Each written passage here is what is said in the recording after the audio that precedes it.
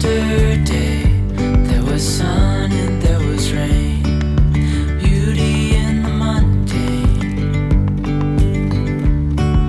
And as the light startled our eyes, we let go of disguise. Hi guys, welcome back to my channel. If you're new here, my name is Hannah Olson and I live in Minnesota with my husband and our 3 children. We have 2 girls and a boy. Sophie is 6, Soren is 4, and Svea is 9 months old.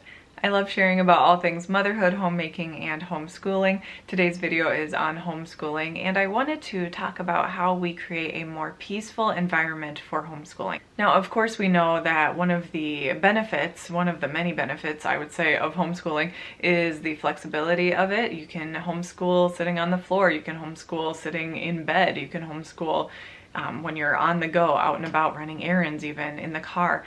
And there are also multiple times of day that you can do homeschooling. So I'm just going to share, for the purposes of today's video, what it is we do in our family. This is not the one right way to homeschool. I'm just hoping to give you some inspiration and other fresh ideas and some tips and tricks for those of you who are maybe a little more new to homeschooling, or for those of you who are just looking to infuse more peace or more of a calm routine into your homeschool time. A quick bit of background: I'm an elementary teacher turned stay-at-home homeschooling mom, and although homeschooling is of course very different from running a classroom, I do think that some of that background has helped benefit our family during our homeschool time. My first tip for creating a more peaceful homeschool environment that facilitates or sets the stage for better learning actually starts with my morning routine. So it starts with Mama's morning routine. And not all mornings look like this, but I'll just give you a quick look into what our mornings look like.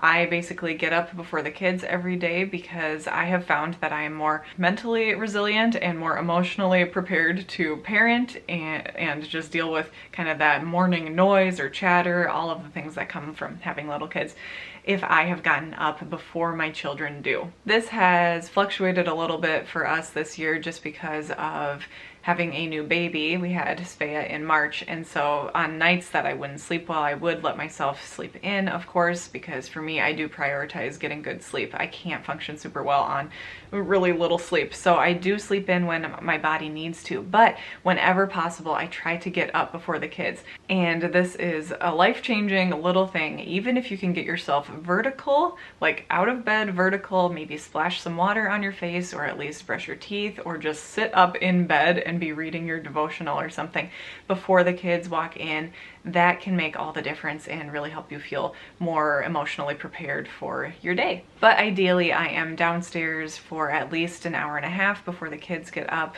and I often do bring the baby downstairs with me if she is still sleeping, so that when she does wake, I can just nurse her and we can start our day that way instead of me running back upstairs to go get her and nurse her in case she wakes up the other kids. But basically, I am downstairs doing computer work, doing my Bible study homework, all of that, and it helps me so much because then when I see the kids come down the stairs in the morning, I've already thought about the day, I've already kind of mapped out what our day will look like with my to-do list system and all sorts of little mental plans that you kind of make once you are awake and starting to process what your day will look like, that you can't quite do if the kids are waking you up while you are already in bed. Now, I know homeschooling is very flexible and you can all sleep in, Mama can sleep in, and you can start school at 2 p.m. if you want, and that works for some families. But for us, we have found that homeschooling in the morning works more smoothly for us. We do the majority of our homeschool time in the morning, and it just helps if I'm up and I'm ready, and then I can greet the kids and they get some playtime before we start school time. You could also make the argument that a good morning routine starts with a good evening routine the night before. So if I've tidied up the living room, if I've closed down the kitchen, put the house to bed, you know, all of those phrases, gotten everything ready, and I have what we've meal prepped all set for breakfast the next morning, then that makes morning so much less hectic. And I hate coming downstairs to dishes in the sink. So I definitely push myself in the evenings when I'm tired. I'm not a night owl, so I definitely get all of that done, hopefully right after supper, but at least I try to get everything tidied up before I go to bed, because that way we are all set for a good morning when I come downstairs the next morning, and then when the kids come downstairs the next morning. When I talk about the kids coming downstairs the next morning and getting up before then, part of what helps us have a more peaceful morning is our Hatch Nightlight. Now, we used to have something called, I think, Mella or Mellow. It was a little kids glowing alarm clock, and basically whatever product you have, it is wonderful when you have something that glows green, or there's some kind of a signal to your kids that it is okay to come out of their room in the morning. That is just the expectation, and the guideline here in our house is you don't come downstairs till your clock turns green. That's how the kids phrase it. Our clock is green. So that is when Sophie and Soren are able to come out of their room. And honestly, they often sleep right up until their clock glows green. And for our family, that is around 7:30 or 7:40 a.m. I sometimes shift it a little bit because I can operate ours from my phone, which is really nice, and I can kind of gauge what the kids need based on what time they went to bed or how big of a day they had the day before. But generally speaking, they are downstairs at 7:30 a.m. and that gives me a guaranteed little pocket of time to get my act together and get ready for my day before 7:30 a.m. So I can choose then how early I want to get up, but I know what time the kids are going to arrive or come downstairs. Another way that we set the stage for a more peaceful homeschool morning is we don't have any screens, any watching TV before the latter part of the day, so none at all in the morning. And I know it can be kind of a more snuggly way to start the morning sometimes, but we just have never been in the habit of watching TV in the morning, and that's our personal choice as a family. I have felt like whenever you shut off a show, that's when the kids' behavior might kind of escalate or get more difficult. So in order to avoid any whininess or just that feeling, that restless feeling of what do I do with my body now, I definitely don't have the TV on in the morning, because I want us to just kind of glide effortlessly, if we can, into learning time instead of them having that letdown feeling that I think a lot of us get from turning off a show that we were enjoying. Something I heard a while back, and it makes total sense, is the fact that if kids don't know that it's even an option, then they will stop asking for something. So my kids know that they can't just ask for snacks all day long. We have certain times of the day that I am fine and happy with giving them a snack, which is basically a little while before supper. Then they aren't asking for snacks because they know the answer would be no. So that's kind of a routine or a rhythm you have to get into and decide for yourself as a family. But my kids never really ask for a show in the morning because they know that I would say, why? We never do shows in the morning. So if it helps you to think about it that way, just start making something not an option for your kids, and that kind of builds up over time. They know your response will always be no, and you can kind of lay it out explicitly for them that this is our new rule or this is our new routine as a family. We just don't do TV in the mornings, and that has worked for us. And like I said, we've never really been a morning TV family, but hopefully that could help you a little bit if you're finding that turning off the television is making your homeschool morning less peaceful. This video isn't really about quiet time, but in our family we do something called quiet time for about 2 hours every afternoon, and it is wonderful. It is a lifesaver for many reasons. It's just really good and healthy for everybody to have this quiet time, and that's also a screen-free time. So the time that our family would watch a show, and it's not every day, but when we watch a show, that would be in the afternoon after quiet time is over. So quiet time is when Sophie and Soren are in separate bedrooms upstairs. They usually share a room, but we put them in different rooms upstairs so that they can have quiet time and they can do productive, other fun, creative things. They can listen to their Yoda players. All sorts of wonderful creativity and restfulness happens during that time. So that's not a screen time either. We just do screen time. Screen time is allowed after quiet time in the afternoons. This is pretty specific to our current season, but I'm sure that many of you also have a younger child who naps or a baby who naps.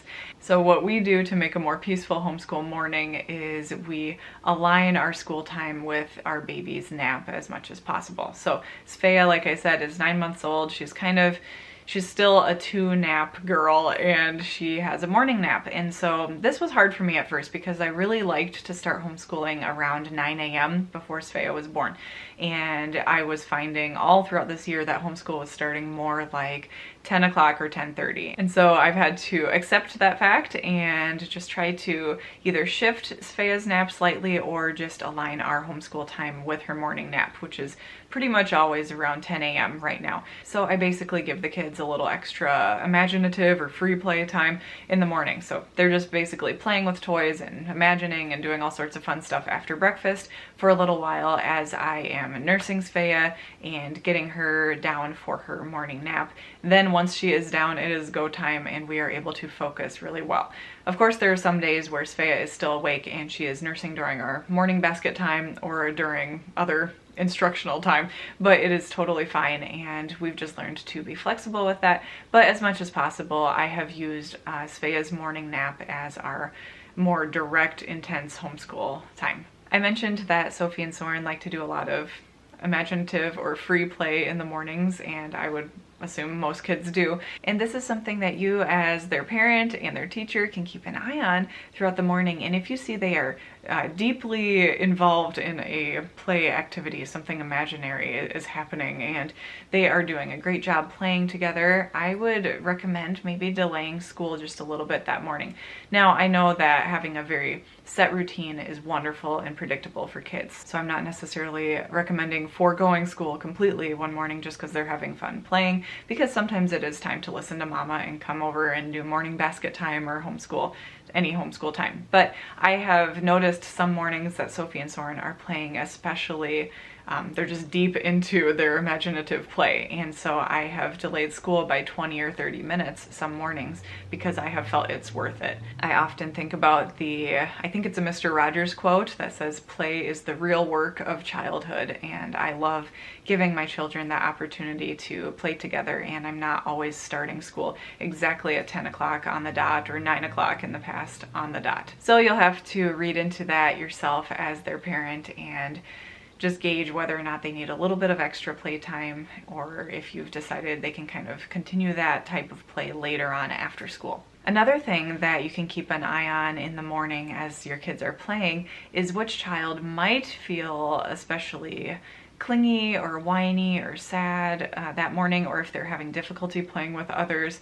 And that might be the child that you actually pull first when it's maybe after morning basket time and you're starting with, math and reading or language arts instructional time, like one-on-one time with I almost said student, with one of your children. But it could be really beneficial for whichever child you have who's having a harder time to come and work with you one-on-one first, because it helps you lean into whatever needs they have, like if they need a little bit of extra attention from mama, or if they just need a little extra emotional support and you can encourage them, or they just need some extra snuggles and you can have your arm around them as you are on the couch reading or sitting at the kitchen table working with them.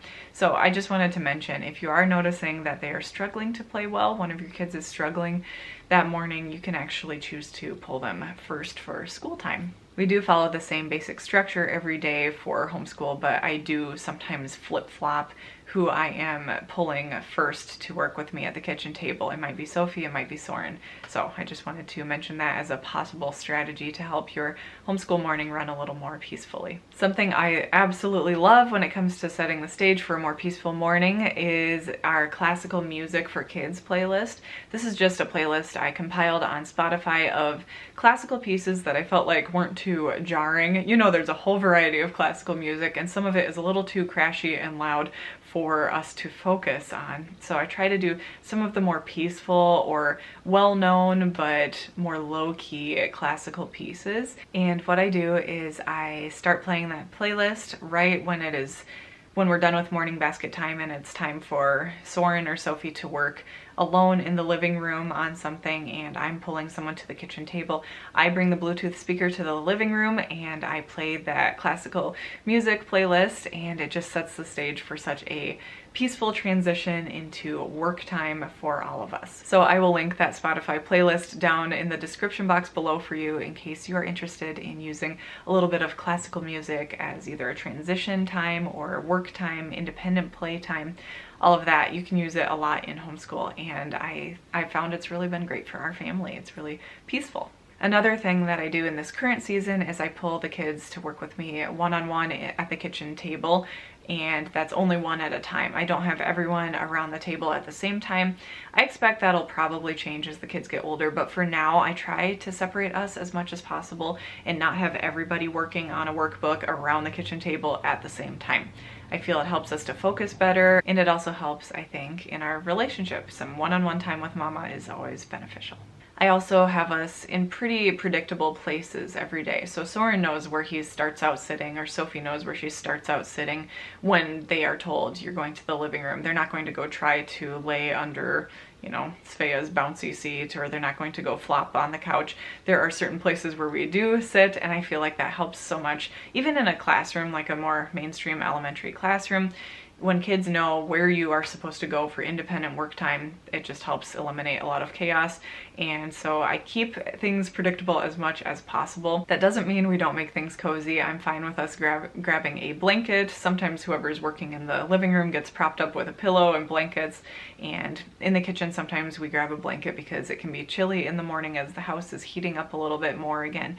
But I love to have predictability whenever possible, and kids do thrive on that. This one might go without saying, but another way to have a more peaceful homeschool morning is to have all of your homeschool materials and books easily accessible and easy to reach for. So I don't lay out all of our materials the night before. I know some moms do, and I think that's great. I just personally have ours so close to the kitchen table anyway, and I know what we're doing, so I just grab those from a little cupboard that is near us. But just having your supplies easily accessible and nothing you have to really rifle through and things falling out of the cupboard really helps to streamline your morning, because then if the kids are seeing that Mama is distracted with, where's that one book? Where's our book? Where'd you put it yesterday? And things aren't put away well and they're not easily accessible, that I think is when some misbehavior can start, because I think kids are naturally good at knowing if their parents are paying attention to them or not.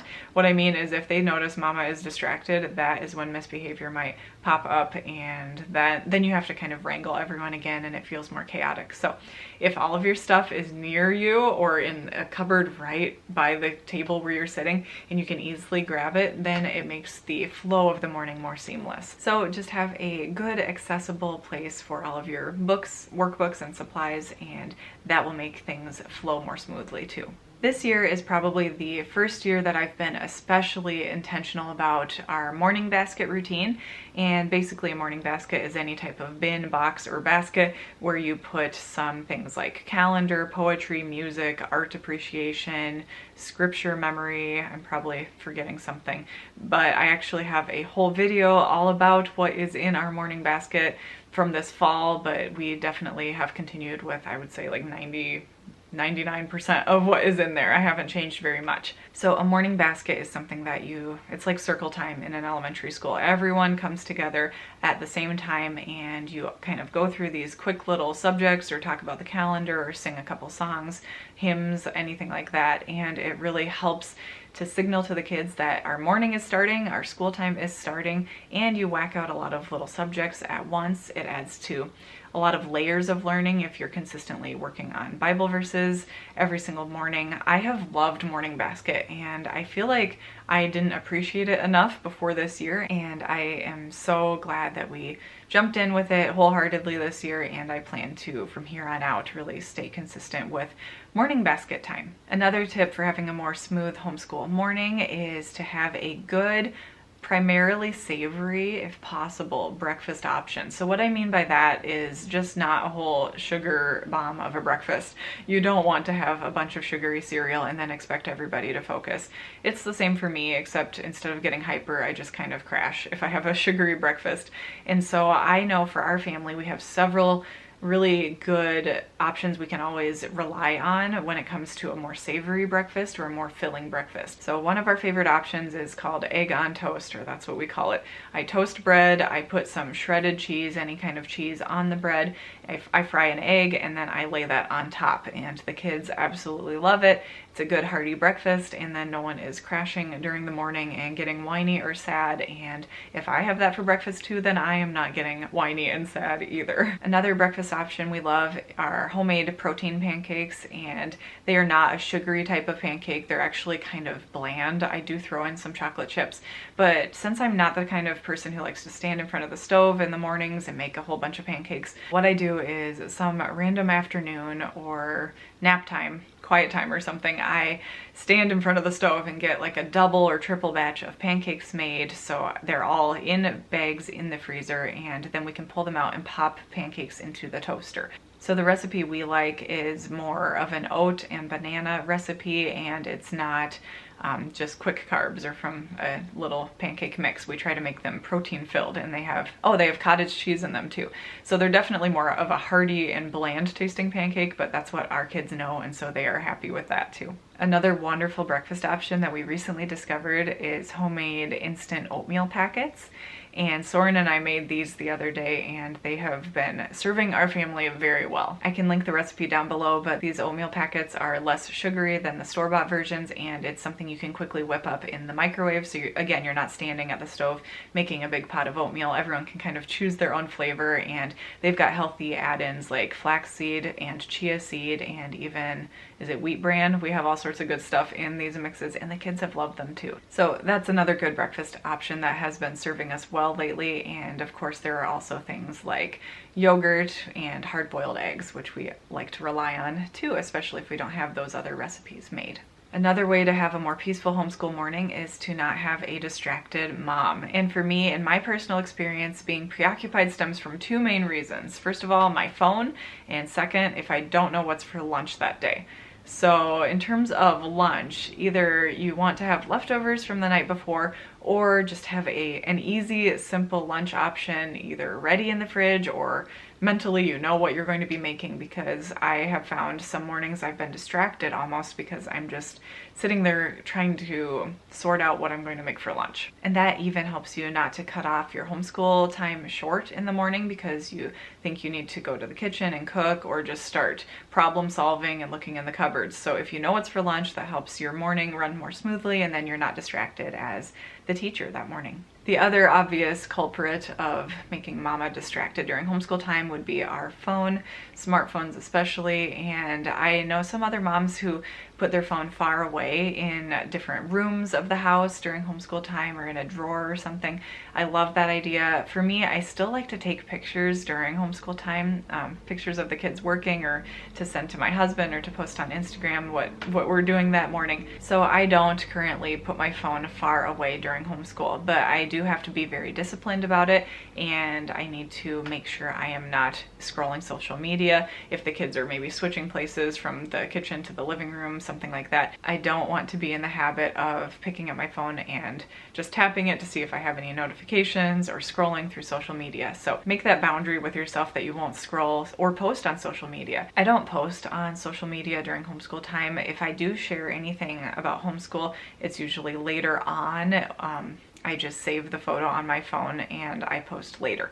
So that way I don't get distracted with all sorts of notifications and stuff. So you know yourself and your own boundaries that you want to set with your phone. But I've just found that the phone and lunch are the two main reasons that I can find myself distracted during the homeschool morning. Please let me know down in the comments what you do to set the stage for a more smooth or peaceful homeschool morning. I think we could all learn from each other, and I love hearing what it is you do for your own family and your own routines. That's it for today's video. Thank you so much for watching. I hope it brought you some fresh new ideas, or at least new routines you might want to try to incorporate into your own family's homeschool time. If you liked this video, be sure to give it a thumbs up, and make sure you are also subscribed to my YouTube channel here. If you want a little bit of extra content that you can't necessarily get here on YouTube, be sure to sign up for my email list as well. And I also wanted to mention I have an online course called the Present Mama Playbook, and it's all about having fresh perspectives in motherhood and having a home that runs smoothly. The course is not open for enrollment right now, but you can actually sign up for the wait list down below in the description box.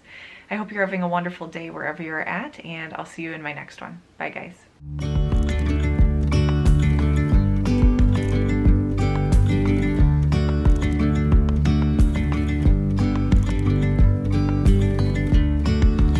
Yesterday there was sun